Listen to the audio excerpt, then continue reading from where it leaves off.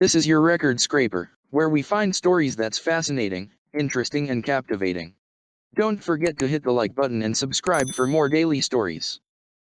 Friend Crank called me at my job, so I had him served with a fake paternity suit at his.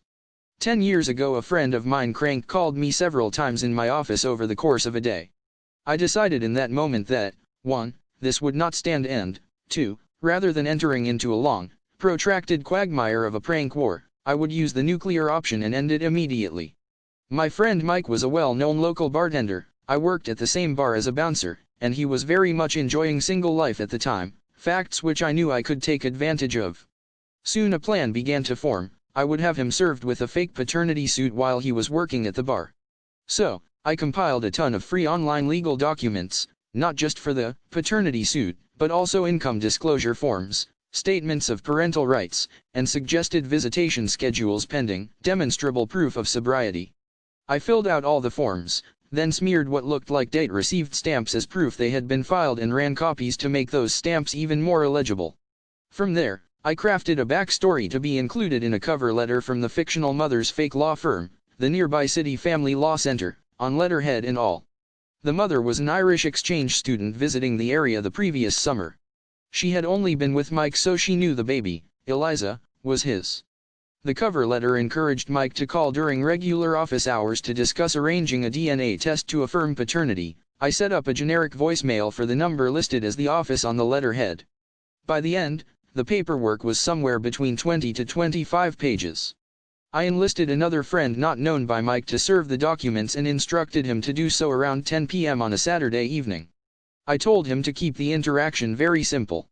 I wasn't able to be by the back bar because I knew I would be laughing too hard, but based on eyewitness reports it played out like this: Friend, are you Mike last name? Mike, yes.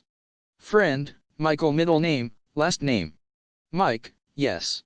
Friend, drops folder on bar. Mike, what's that? Friend, paternity suit. You've been served turns around and immediately walks out of the bar. Mike, yeah, that sounds about right. Mike read through the packet, shakily poured himself several drinks, and then ran over to the bar owner, who was aware of the prank, to ask what to do. He also called the number on the letterhead but sadly did not leave a voicemail. After a solid 10 minutes of intense psychological revenge, the owner finally told Mike he should closely read the last page of the packet.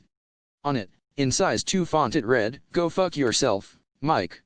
At which point, Mike ran to the front door and punched me in the chest. Epilogue: several months later, Mike was on a trip across the country. He had left his car at home with his mom who generously had it washed for him. Mike for some reason kept the paternity suit paperwork in his driver's side door. During the course of the car wash, his mother found it and read the entire thing, then called him sobbing in the middle of the night asking why he hadn't told her about her bastard Irish granddaughter. That's it for this story. Thank you for watching and don't forget hit the subscribe button and like this video.